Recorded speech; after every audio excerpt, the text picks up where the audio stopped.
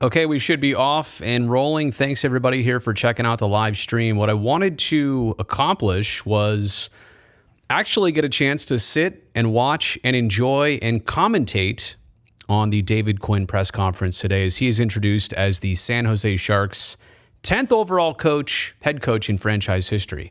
I saw 11th somewhere, and then I saw the team release saying 10th. I'm going to have to go back and do the math and do all the addition and subtraction. Did I miss somebody?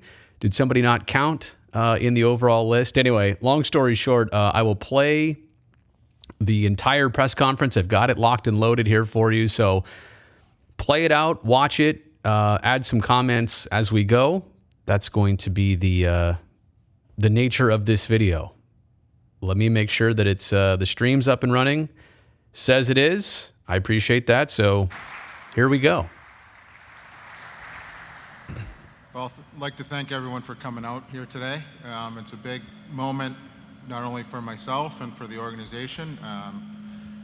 We're very excited about the direction where we've been heading, and everyone's been great, putting on a lot of work to kind of get this thing started. And a big piece of this is what's happening today. So thank you all for coming. I'm extremely proud and very happy to announce the next coach of the San Jose Sharks, David Quinn.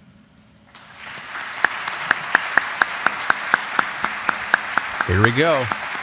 First comments. Thank you, Mike. First, I'd like to thank Jonathan, Mike, Joe Will, and Mr. Plattner for an incredible opportunity to be the next coach of the San Jose Sharks. This isn't an easy profession in a lot of ways, and the people that it really is hard on is your family. And unfortunately, my mother couldn't be here today, nor could my sister and her children, but I'm very fortunate to have my wife here, my stepson, Max, here. Unfortunately, it's my son's name. Ryan and Sydney couldn't be here, but this isn't an easy profession, and you don't get to this point without the support of the people in your life and your family to support you along the way. When you have a moment like this in your life, you think about the people that help you get here. And I think about the people in my life that have helped me through some difficult times. My former coaches, Larry Piatelli and Peter Bragdon at the Kent School, and at Boston University, Jack Parker. Ben Smith, who gave me my first coaching job at Northeastern University all the way back in 1993. And I've been very fortunate in my coaching career, no more fortunate than I am today to be the next head coach of the San Jose Sharks. One of the things that... Real quick, that's very cool that before he says anything about the team, the opportunity, he wants to acknowledge all the people that are closest to him. That's pretty cool. Drew me to this job. It was an opportunity to work with Mike. Mike and I have known each other for a long time. I've got a tremendous amount of respect for him professionally, but more importantly, personally. And I, with an opportunity like this to work with Mike and Joe and Jonathan, we certainly know what's in store for us and ahead of us, but we want to bring back that winning culture that's been here for a long, long time. And I know the last 3 years have been difficult, but I also think that's been a byproduct of the success that the Sharks have had over the last 15 to 20 years. Sometimes you go through a little bit of a dip when you've been as successful as the Sharks have for such a long period of time. I think that's, by the way, awesome to acknowledge the struggles, awesome to know that it's specifically been 3 years, and also it's a very realistic comment there that think about any franchise across any professional sport. When you win, and you do the things, you make the moves to keep your team competitive and at that high level, it's going to cost you at some point. And now the Sharks have kind of been paying that part back, the deficit of all those years of success. When I got the news I was going to be the next head coach here, I was with my college roommate, John Cullen, who played 13 years in the National Hockey League. And the first thing he said to me was, when I was in the NHL, there was not a better building to play in than SAP Arena. And, as an opposing coach, I remember when I took the Ranger job and you talk to people about, going on the road and which buildings were fun to play in. This certainly was one of the first buildings that was mentioned. And that certainly held true my first year coaching the Rangers coming in here. With the enthusiasm and the passion of our fan base, we certainly are going to put together a team that you'll be proud of, one that you'll want to watch. And I can't wait to get going because this is, like I said, Mike has done some good things here in the first few weeks. we're very optimistic about the team we're going to have this coming season, and I can't wait to get going. So, again, I want to thank Mike, Jonathan, Joe, Mr. Plattner for this incredible opportunity, and I can't wait for training camp to roll around. Good initial comments. You can tell just a communicator, right? And what does that have to do with coaching? A lot, actually. I mean, just how you project, how you approach. He has a delivery, I think, that's easy to buy into. He's going to get asked here a bunch of different questions, a lot of the stuff about his 3 years as Rangers head coach. But just, again, judging those first opening strong comments and the confidence going into it, I just really like what he said and how he said it. Is there like a delay on the crowd there? We will now open it up for Q&A. To those media members in the audience here at SAP Center, since the conference is being broadcast, we ask that you utilize the wireless mics provided. If you simply just want to raise your hand, we can call on you. Here we go. Who's first? Go to Curtis. Curtis Pichelka. Hi, David. Curtis Pichelka from the Bay Area School. Sorry. I'm not sure how much you had a chance to look at the Sharks this past season, how they played, but what were your impressions of the Sharks, and what do you want to implement when you start training camp in the fall? Well, for my end of it, one of the things we want to be is a tenacious, fast team, a team that plays on top of people, taking away time and space, a structured team that plays with freedom. And, when the trading deadline happened this year, they were only 4 points out of a playoff spot. So, we feel that with some improvements along the way, we'd be in a great position moving forward here this coming season. But, it's every coach. I've never heard a coach say he wants to play slow. So we certainly want to play an up-tempo style, a tenacious style, an aggressive style, and an ultra-competitive team. Great answer. I think that's a hard question to answer, too, because I doubt he's even had the back and forth with all the players yet. So it's hard to say, here's how they're going to do it, and you haven't even had that chance to say it first to them. So, again, I think it's a serviceable answer, understandable. Of course, there's going to be a lot of cliches when a question like that comes out, but again, that's exactly what you'd want to say in this situation. What did you learn from your first coaching job with the Rangers that experience that you could help you in your second coaching job here in the NHL? Great topic. Well, I think every year a season ends, coaches are always trying to get better. So, one of the things that I think you learn is just managing personalities, when to stay on top of people, when to back off. Very important. I think every coach goes through that in this league and every league and at any level. And that's what I was saying earlier about just beyond the strategies, the X's and O's and the tactics of being a head coach, like the delivery, the communication skills, the person to person. And I'm not saying any head coach prior to this has been good or bad at it. I'm just saying him as an individual in this role, and especially dealing with a lot of young people, relationships are going to be super important. And to me, the number one responsibility I have as a coach here is managing our players, putting them in a position to have the most success they possibly can, making them the best players they can possibly be. And sometimes you're going to be hard on them, and sometimes you lay off them. And I think you're always trying to find that balance as a coach. Sheng. David, Sheng Peng, San Jose Hockey Now. Congratulations. Thank you. I wanted to ask you first, you said in a recent interview, correct me if I'm wrong, that the one thing you regret from your time coaching the Rangers is that in some ways, maybe you went away from being yourself at the end there. So can you kind of speak to that a little bit? Yeah, I think especially at this level, everyone asks me, what's the biggest difference between college hockey and the NHL? And it really wasn't the coaching. It's, the amount of people that are involved in the organization. And, I'm a very collaborative person. I want opinions. I want input from people. And sometimes it can be a little bit overwhelming. And you start maybe getting away from your personality and doing the things you normally do. And, I think that's one of the things I learned in New York is, balancing the information, balancing the opinions you get from people, and really coach to your personality. And, that has put me in a position to get to where I am today, and I think that's very important for anybody, no matter what you're doing in life, coach to your personality. And I think just judging on the whole Rangers experience, which there are, I believe, several more questions on, I've said this before, a head coach in the NHL, their first go-around, is it a guaranteed hit? Like, how much better and more seasoned and more understanding is he going to be in this second time around? And the first time wasn't, it gets played up weird.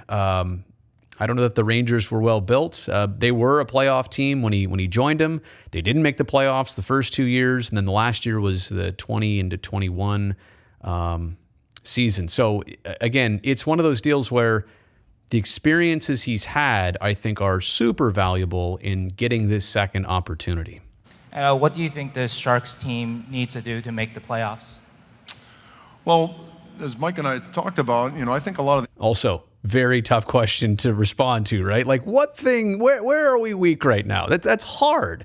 It's a straight up question. It's a good question. I'm interested to see how this plays out, but I just want to say, like, think about him right now. That's a very difficult thing to answer when you have just stepped foot in the building. answers are in their locker room. If we can get everybody to be just a little bit better, we're not asking a guy to go from 5 goals to 40.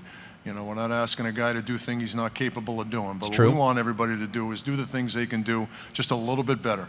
And if you've got 23 people being 5 to 10% better, that's the difference between making the playoffs and not. And Mike, better and more consistent, I would say, too, right? Like, that's another thing with the Sharks. Spurts of certain players and instances, but there's a couple, and I won't name them by name, but a couple players where you say, if they could be like that all the time, obviously the team would greatly benefit. questions. What made David stand out among the coaching candidates that you had? Well, he had 2 terrific interviews with Joe and myself, and I think he's had a lot of experience at many different levels, which was something meant a lot to me. I have a comfort with him as a professionally and as a friend, but more importantly, I think you see the job he did with the group he had at the Olympics and at the World Championships. He got a ton out of those players. I think everyone would agree neither one of those teams were highly skilled team. I think the Olympic team was the youngest team in the tournament. They went undefeated through the no NHL players, right? That was the whole thing, that the league had to back out of the Olympics. Preliminary round.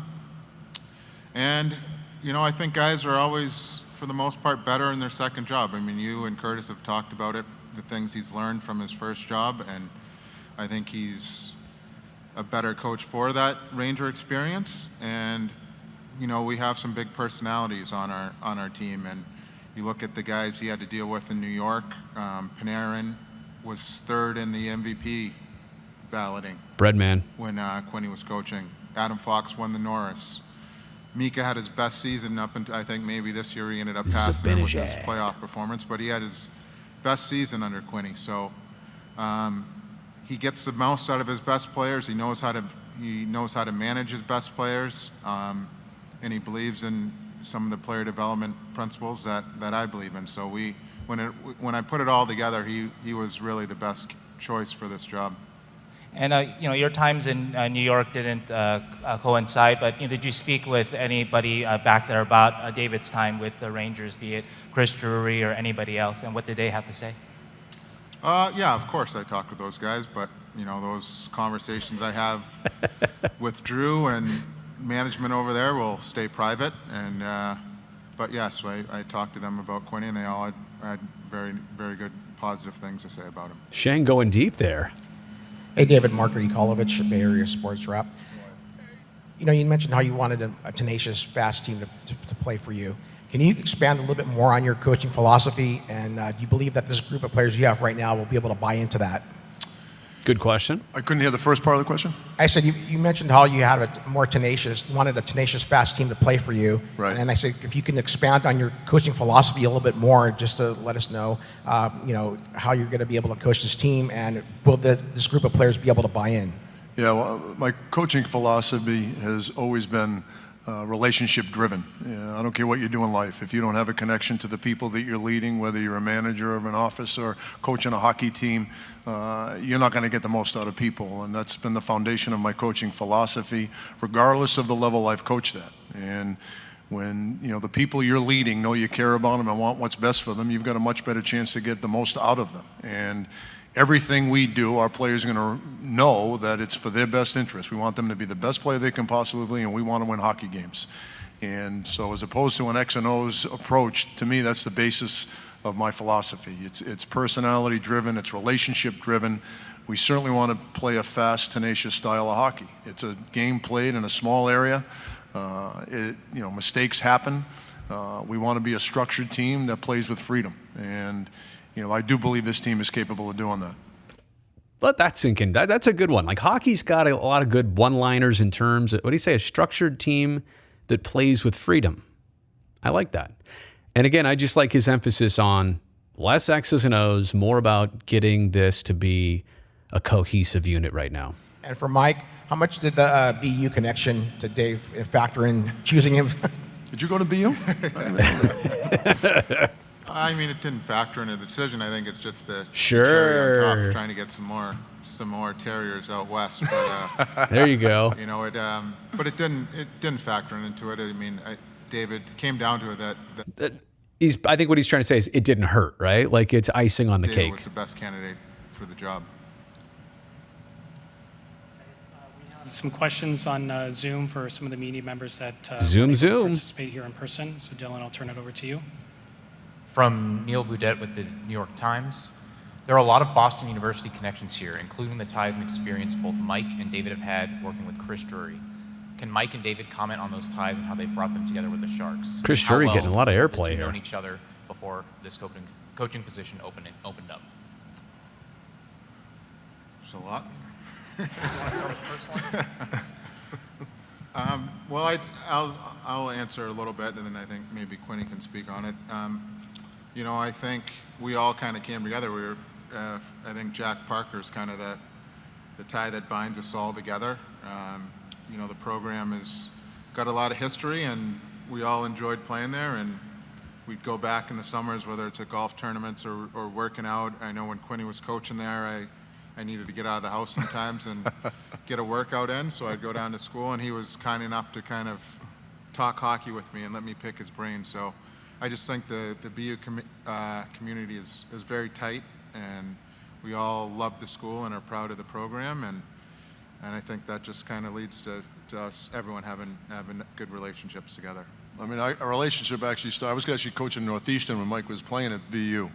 And obviously we saw a lot of each other then, but as Mike alluded to, when I was an assistant coach there and a head coach there, BU would have a lot of summer skates, and I got to know Mike better there. My wife Carrie's a BU girl, his wife's a BU and BU girl, so it runs deeper than the coaching staff. Didn't know all that. For David, how will your time coaching in the NCAA help the young up-and-coming players like Eklund, Bordelot, and Weisblatt? Great question. And again, I'm going to stay on this theme. David Quinn, and the biggest key to all of this, and not just working for him, but all of this working for the team, is how he can relate, connect, and enhance the team's youngest players. It's not about the older players. It's not about the veterans. It's about the youngest players that the Sharks need to come through for them. Well, I think every coach draws from their experiences, and I've been very fortunate to coach at a bunch of different levels, whether it be the U.S. National Program in Ann Arbor, Michigan, coaching 16 and 17-year-olds. Obviously, my background started in the collegiate level. I think that it certainly helps when you have a connection to the youth, understanding what players of that age are going through, not only professionally, but also personally. A 22-year-old NHLer isn't immune to the other challenges of a 22-year-old who's not playing in the National Hockey League, and I think it's important for the coach and people in the organization to realize that. Well said. But I think without question, those experiences have helped me to deal with younger players. Good answer. And for David, important again, how topic. much pressure to win is there now to have with the championship Warriors as your fellow Bay Area sports franchise measuring stick? What? The question is, are the Warriors as a franchise, they play basketball, by the way, about 50 miles north of SAP Center during the same part of the year, yes, but are they pressuring you? Is the pressure on there a measuring stick? What? It might be a competition for fans and where they spend their dollars, but it has nothing to do with the Sharks' success.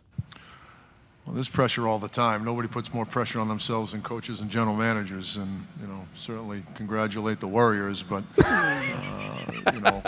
says a Boston guy. That's going to put any extra pressure. Real question, David, are you a Celtics fan? Of course you are. At least me personally, I put enough pressure on myself. I know Mike holds his standards pretty high, so we certainly congratulate the Warriors and happy for them. But I think our level of our standards and our expectations don't change. And then this is for either. There's new leadership in Mike Greer and Dave Quinn. Has there been discussion yet about potential new leadership or leadership changes among the players with the captains and alternates? No, there hasn't. No. Is that the end of at the end of the answer? Last one we have here. That's an interesting question, but again, like, could you imagine? Here's the new head coach. He just changed the whole leadership structure of the team. I don't think you do that. They haven't done that. It's just that was blunt. That was straightforward. I understand the nature of the question, but I don't know what you were trying to get out of that. This is for David. In working with the Barracuda, how will you help judge whether a player in the AHL has earned a roster spot with the NHL team? Well, to me, the beauty of our situation is I think John McCarthy, our coach, he played for me at BU when I was the associate head coach from 2004 to 2009. John and I had continued a relationship after that. There couldn't be a better guy coaching our American Hockey League team. So the fact that he and I have a previous relationship, an awful lot of respect for each other personally and professionally, I think will make our relationship with the Barracudas unique. And so obviously our communication will be consistent. It'll be often, and there'll be no surprises in what's going on with our American Hockey League team. So any decision we make will be well thought out and well informed. I just want to say, John McCarthy, always known as a great Shark when he had the opportunities, a great individual, was the Barracuda captain, longtime, AHL player in the Sharks organization. And no disrespect, right? Like, he was really good in that role, and he just never could click in the NHL, but you always knew great human, great individual. And by the way, full credit to Roy Sommer, had been the Sharks AHL coach for so long, going back well even before the Worcester days, but they've moved on. Like, the Sharks have moved on from their NHL head coach, their AHL head coach, their general manager, a lot of people internally in terms of hockey operations, Doug Wilson Jr. as well. So my point is here, it's a I don't know if we're calling it a rebuild yet or if we've changed our tune on that. It's something, though. What they're doing is something, and that was needed. It was necessary.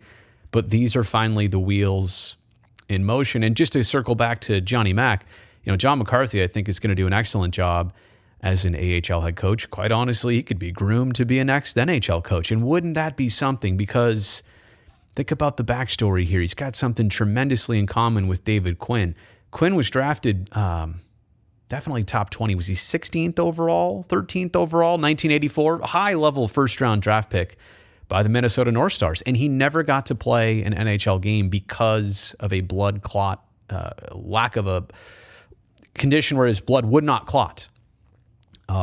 Forget the exact medical name of it, but unfortunately that robbed him of his NHL career. And for John McCarthy, he had a similar health situation which robbed him of continuing his hockey playing career, and that's why he got into coaching. So they have a similar, background, unfortunate, similar health stories in life. And I do want to say I really look forward to Johnny Mack as the Barracudas head coach in that brand new building. Last question. From Corey Masisak with The Athletic. For David, are there certain aspects of the way your team's played for the Rangers that you'd like to change? Also, what parts of how they played do you want to remain the same?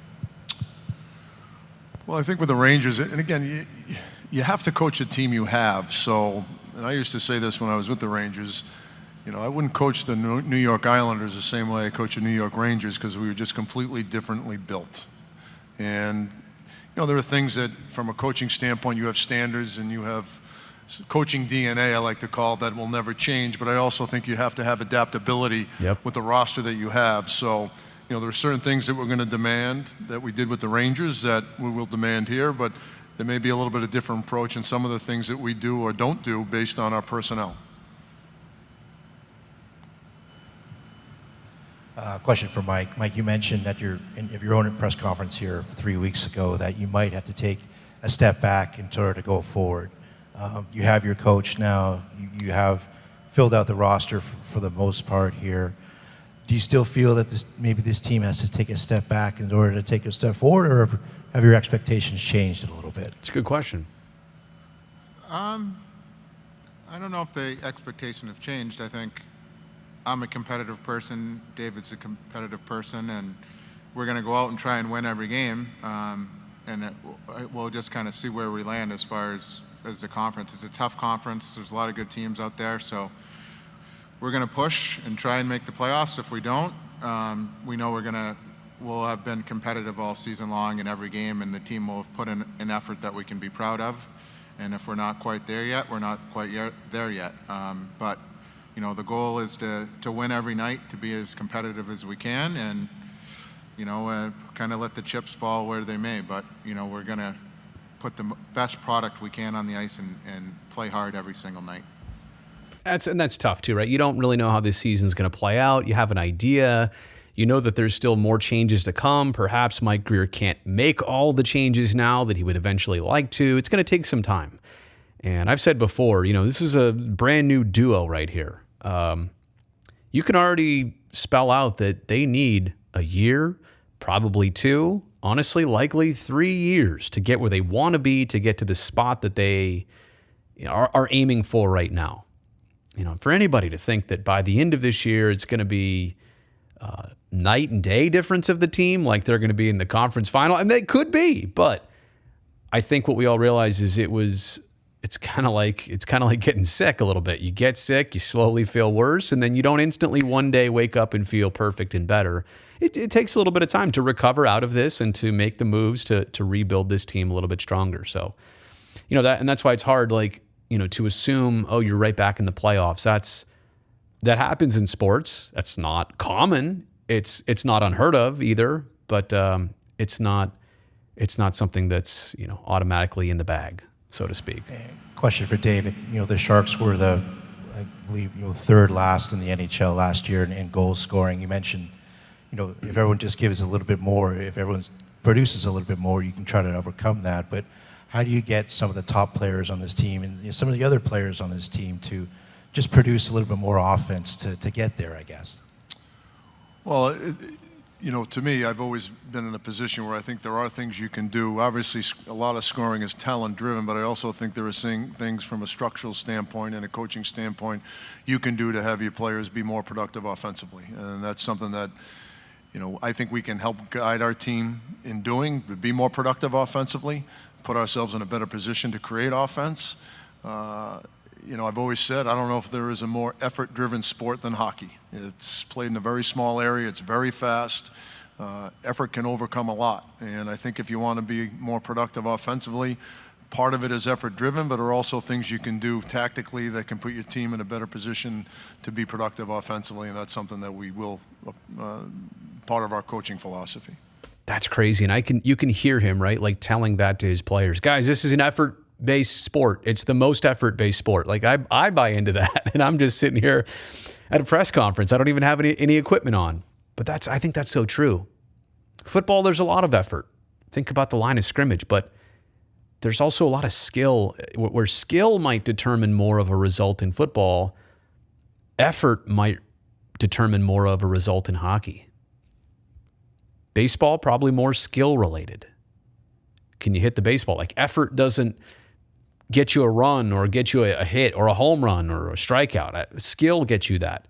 In hockey, it does seem true. Like you need skill, don't get me wrong, but if the skill sets are nearly similar, what makes some players that much better? And effort probably is something we don't talk about as much. Now, why wouldn't everybody give all their effort? But that's probably a whole nother YouTube video. All right. Go back to Shane. David, there's a perception that in New York you were particularly tough on your younger players. Can you just speak to? I just stopped. Can I go back here to that? Look at it. Slow mo. His. Here's what the question's asked. Watch how he leans back. Younger players. Can you just speak to? He's like, I got to get away from this New York stuff. I just that perception, and also what you learned from. It was said to be a rebuilding situation there, and so not so here. Well, but, he gave it the old.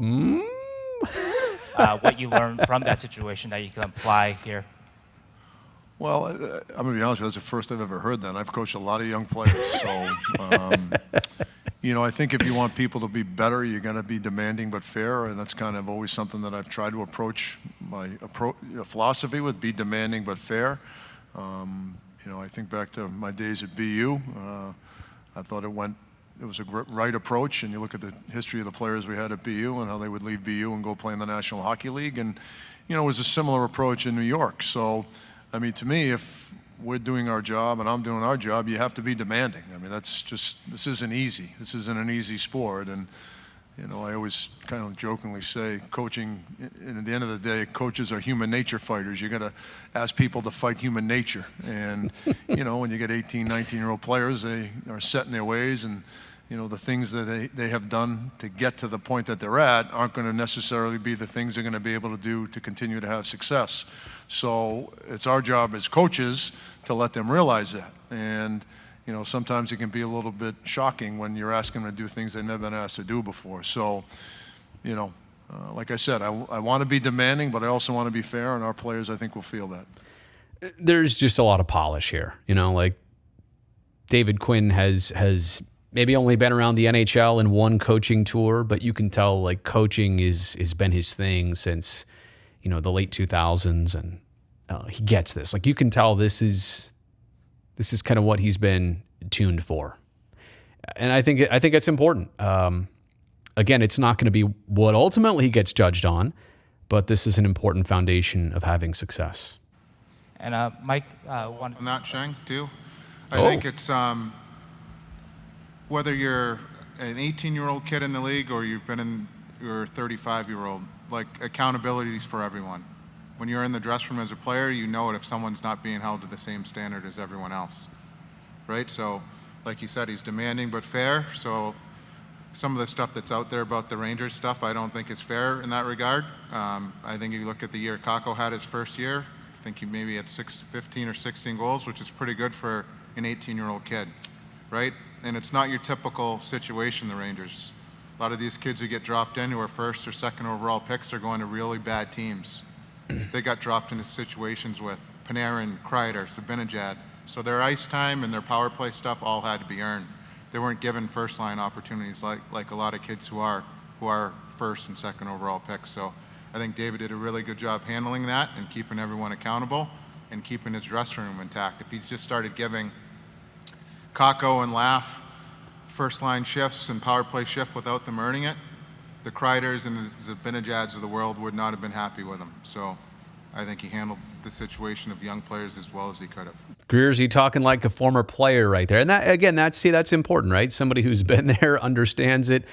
Like Greersy understands the player side of it, the coaching side of it, and now seeing it from above, all of it from up above as a GM. And Mike, I also wanted to ask too, listening to you a couple weeks ago and David just now, seems like your philosophies for a team are very much aligned in terms of that tenacious, fast style. So was that a very large factor too in choosing David? Just naturally, your philosophies are just kind of seem very much in sync. Yes, for sure. I think it was a big factor when we went through the process of how I see the game and how he sees the game. They kind of mesh well. It's not to say that we won't push and challenge each other if we see things differently to help us get better and move forward, but it's definitely a part of it. And like I said earlier, when you watch the Stanley Cup playoffs, you kind of see what wins and what takes to win in this league, and Quinny's been through it before with the Rangers, so I think he has a good sense of what wins in this league and how you have to play. So it definitely kind of lined up, our visions kind of lined up together. I mean, Mike, when I was coaching at BU, like Mike alluded to, we spent a lot of time at BU and watch practices. We talk before practice, after practice. So, I just think instinctively we do see the game in a very similar way, and we have the same level of expectations. Like you said, there'll be respectful disagreements like there are with everybody in hockey. Hockey's a very subjective game. Yep. But, I think what makes this situation unique is we had a high level of familiarity with each other, but I feel very good that I went through the process, and obviously other people felt that way as well. So that to me, that bodes well for the Sharks. Yeah, and I don't think you want everybody always on the same page. I know that's crazy to say, but you want what you want is different minds who likely align and usually align, but also sometimes are separate and need to sell one person on something else. You know, I know this from working with people in television. I don't always have all the answers. I definitely don't, but I definitely want to get them from somebody else who I respect and trust. And when they have a differing opinion, my ears perk up and I say, well, I got to hear you out on this one. And ultimately, yeah, when you have more minds with, you know, similar but sometimes different opinions, I hope they don't agree 100% of the time, but I like the fact that they're aligned to do most of that. We have one more in the back. Hi, Rochelle Romero, NBC Sports. Hey, Rochelle! California. Welcome to the Bay, Coach. Thank you. Have you been able to talk to any players? It's my coworker right there. That's why I got excited. And how has their reception been? Okay, good question, Rochelle. Has he talked to any players yet? I've had a couple. Let me give this its fair due. I talked over all this. Hang on a second. Hang on. Okay, here we go. To any players, and how has their reception been? I have had a couple text exchanges with some players. Have not talked to anyone yet, and I'm sure over the next few days I'll get a chance to talk to most of them. If not, all of them is my goal. So I will be certainly reaching out to all of them. Nice. Thank you. Okay, that will conclude our Q&A session. At this time, I would like to ask Mike Greer to present David with his new team's jersey for a photo opportunity. If there's any photographers, feel free to come up to the front. Oh, cut the mics. Good. Anyway, so that's the press conference, and Mike Greer's going to hand Quinn the 22 jersey, the Dan Boyle jersey. No, it's 2022. Wait, let me take my picture. See, this should be my thumbnail for the video. I think Quinn's family eventually comes up here. And yeah, there you go. Come on up. Come on up. So overall, closing thoughts, polished, knowledgeable. You know, I think all of this in reverse makes a lot of sense. And, you know, if and when there was any concern in the sense that, oh my gosh, it's almost August and the Sharks don't have their head coach yet. You know, what are they going to do? They were kind of late into this game of new GM and new head coach, but they've done it and they didn't cut any corners. And, you know, I am greatly looking forward to seeing, sorry about that, what he can accomplish and how this team can, you know, take further steps. I've said it before. Is it a rebuild? I don't know. I just know by, you know, the first quarter of this season, we're gonna know the name to call it. It may be rebuild. It may be something else. So let's see what happens. But yeah, again, as for today, David Quinn is the new head coach of the Sharks. And yeah, it's exciting. And it should be, quite honestly, that, you know, you've got some fresh faces around. So I'll leave it with that. Thank you so much for watching the live stream. And I will have some more Sharks videos sooner than later here on the channel. How about this one for a teaser? Have Sharks fans gotten spoiled over the last couple decades? What do you think about that? Get your thoughts ready because the video's coming in a couple days. All right, see you later.